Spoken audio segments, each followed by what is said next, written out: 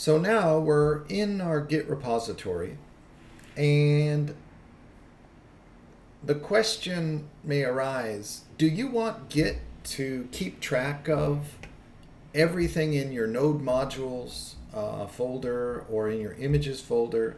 And the answer to that is no, right? So how can we take care of that? Well, we create a file, a special file in the root of our repository called gitignore. And in it, we can specify various folders, particular files, or sets of files that Git should ignore. And we might make, for example, just one image file. We might track one image file, but the rest of them we won't. And so we can use our gitignore file to do that. So let's create one.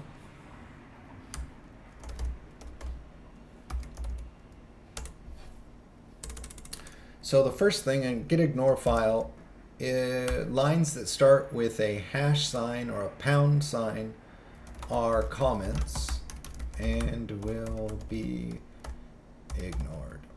So we can specify an entire directory like images, and we add a trailing slash. So now everything in the images directory will be ignored.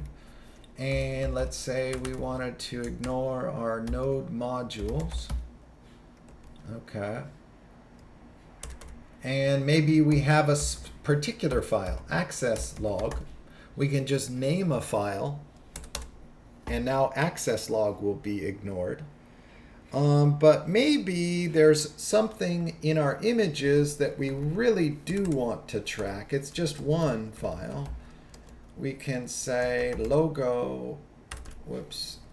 What we do is we put an exclamation point in front of it, logo.png. Now, this logo will be tracked.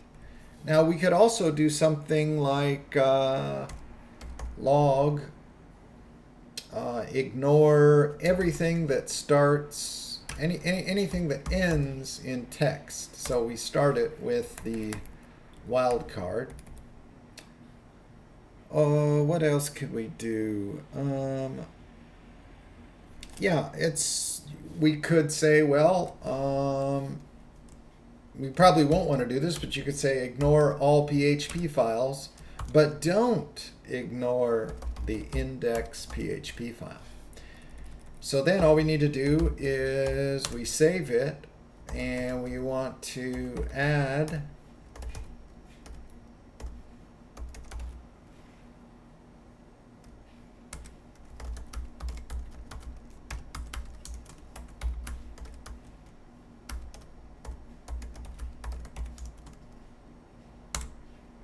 okay, and that's basically it.